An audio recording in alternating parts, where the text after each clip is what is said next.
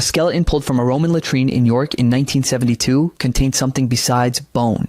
Pressed into the preserved soil around it, invisible to the naked eye, were the eggs of intestinal parasites, thousands of them, packed into what the researchers recognize as ancient human feces. The word parasites appears in that finding the way it appears in this title, not as a warning, as a description of what lived inside almost everyone. Not almost everyone in a slum, almost everyone, period. The find at York was not unusual. That is the point. When archaeologists excavate latrine pits from Roman Britain, medieval England, ancient Egypt, Viking Age Denmark, they find the same signature again and again. Whipworm, roundworm, fish tapeworm. The eggs survive centuries in the right soil, their thick outer shells built for exactly this kind of waiting. A single gram of recovered sediment can carry hundreds of them, and the sediment from these sites is never clean.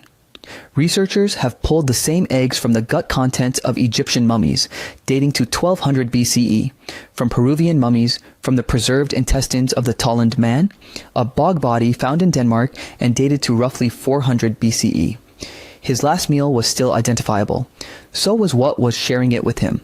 The parasitologist Karl Reinhardt has spent decades cataloging what turns up in archaeological coprolites, which is a scientific word for preserved feces. And what turns up is not the exception, but the rule. Infestation crosses every line you might use to draw a boundary around it. It does not care about wealth or class or the cleanliness of your household.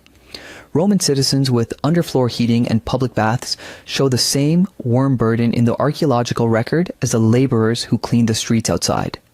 Medieval monks, whose monasteries included running water, stone latrines, and written rules about washing before meals, still produce latrine sediment thick with whipworm and roundworm eggs. The evidence does not suggest a hygiene problem that better people solved. It suggests a biological arrangement that was simply the condition of being alive on this planet before the 20th century. So put your body into it. You are not watching this from outside. Your gut is roughly 9 meters of tubing from your mouth to the other end. And for most of human history, the odds that something was living in some section of it were high enough that the absence would have been the anomaly worth noting. Whipworm, Trichuris trichura, embeds its thin front end into the wall of the large intestine and feeds. A mild infestation produces almost nothing. A heavier one produces cramping, chronic diarrhea, anemia from blood loss at the attachment sites, and in children, a form of rectal prolapse where the intestine protrudes from the body under the strain of repeated straining. Roundworm, Ascaris lumbricoides, can grow to the length of an earthworm and longer, living in the small intestine, competing for the nutrients you just ate. A large enough roundworm burden produces a belly that swells visibly outward from the distension, not from fat, from the load inside. People pass them, live, moving, unmistakable. In the toilet, in the chamber pot, in the open ground. It was not a medical emergency. It was a Tuesday. The logic of how this spread is not complicated, which is exactly why it was so hard to interrupt. Eggs leave the body in feces. Feces went onto the soil as fertilizer, into rivers used for drinking water, onto the hands of anyone doing field labor without shoes, onto vegetables grown in that soil and eaten without the kind of washing that removes microscopic objects.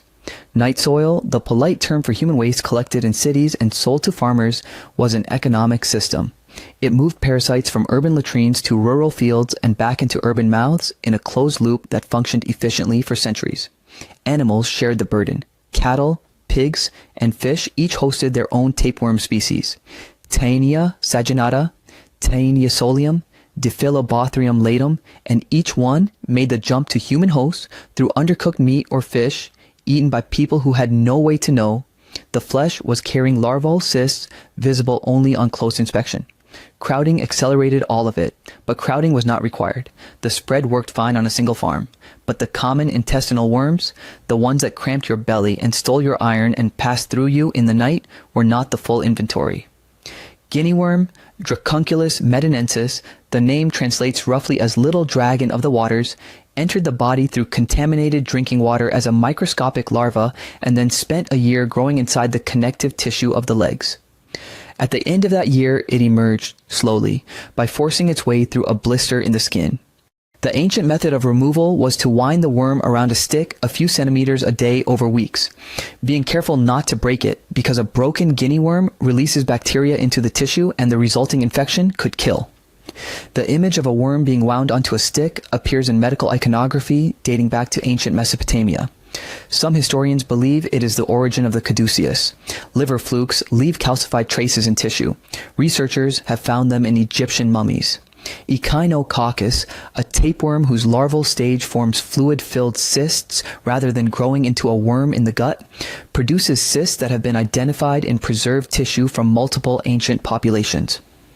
A cyst in the liver can grow to the size of a grapefruit before it produces symptoms. Some grow larger. The body does not always signal what is assembling itself inside it. This is where the history starts. Not with the strange or the rare or the unlucky few, with the ordinary. With what was simply present in almost every human body for almost all of human history, doing what it was built to do, while the person carrying it went about their life and felt what you would expect a person to feel without knowing what was in there or why. So why didn't they stop it? That is the obvious question, and the obvious answer, that they didn't understand, that they were primitive, that they lacked the science, is true as far as it goes. It doesn't go far enough, because the deeper answer is not about ignorance, it's about structure. The conditions that kept parasites cycling through human bodies were not accidental failures, they were the architecture of civilization itself. Agriculture is where it accelerates. The moment your ancestors stopped following the game and stayed in one place, they began concentrating something else alongside the grain. Human waste, animal waste, the runoff from both, pooling in the same soil where next season's food would grow. Hunter-gatherer groups moved before the contamination could build. Farmers couldn't. They stayed, and so did everything that traveled in what they left behind. The shift to settled life, which gave your bloodline bread and surplus and cities, handed it whipworm and roundworm and ascaris in the same transaction. Trade extended the reach. A tapeworm cyst inside a fish pulled from the Nile could be on a table in Rome within weeks, carried by the same merchant ships that moved olive oil and grain and Egyptian cotton. The Silk Road moved silk and spices and echinococcus. Every network that connected human populations also connected their parasites, and the parasites traveled lighter and faster than the goods. Climate did the rest. In warm, wet regions, whipworm eggs survive in soil for years. A single infected person fertilizing a field could contaminate that soil across multiple growing seasons. Reinfection was not a failure of treatment. It was a mathematical certainty built into the way food was grown. So the people living inside this system weren't failing to solve a problem they could see. They were inside a problem too large and too structural to resolve from the inside. But they tried. The Ebers Papyrus, an Egyptian medical document dating to roughly 1550 BCE, contains descriptions of worm infestations specific enough that modern parasitologists recognize the organisms being described. The Egyptians prescribed pomegranate root bark as a treatment for what they observed. This is not mythology. Pomegranate root bark contains pelletiarine, an alkaloid compound that paralyzes tapeworms in the gut. The treatment had a real mechanism. They arrived at it by watching what worked across enough patients and enough generations to notice a pattern, without any framework to explain why it worked. Observation standing in for understanding. Hippocrates in the 5th century BCE distinguished between different types of worms in the gut with enough precision to suggest he was recording clinical experience rather than theory. Galen, working in the 2nd century CE, recommended wormwood preparations and described the roundworm life cycle with partial accuracy, getting the worm right and the transmission wrong, because the eggs were invisible and the soil connection was unknowable without magnification that didn't exist. His logic was not stupid. It was limited by the tools available to any human mind looking at a problem without a microscope. Medieval physicians worked inside a framework built on humoral theory, the idea that disease reflected imbalances in 4 bodily fluids. Worms, in this framework, arose from excess moisture and corrupt matter inside the body. The explanation was wrong, but the treatments it generated were not always wrong by accident.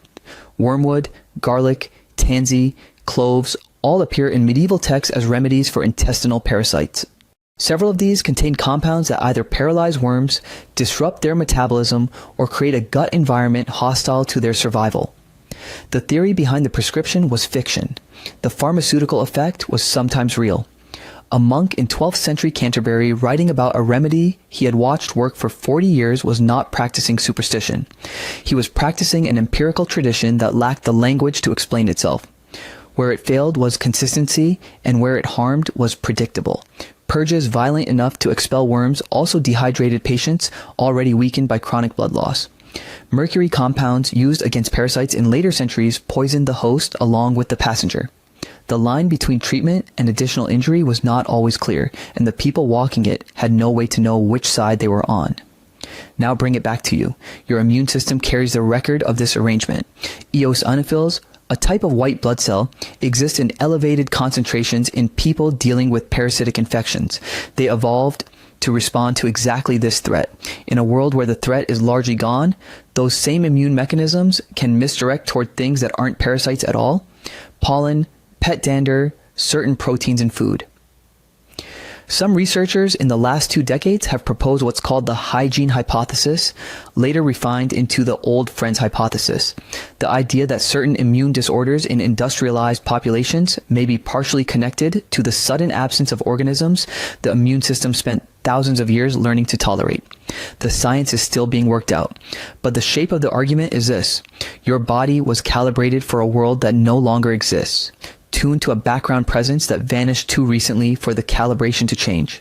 The person in the Roman latrine at York, the monk at the stone sink washing his hands before a meal that would reinfect him anyway. The Egyptian farmer with pomegranate bark and a worm he could name but not explain. They were not unlucky. They were ordinary, living with passengers they were born into, tried to reason about, and mostly endured because enduring was a condition of their time. The parasites were not an aberration of history. They were part of it, and some trace of the world they made is still running in the body you brought to this video.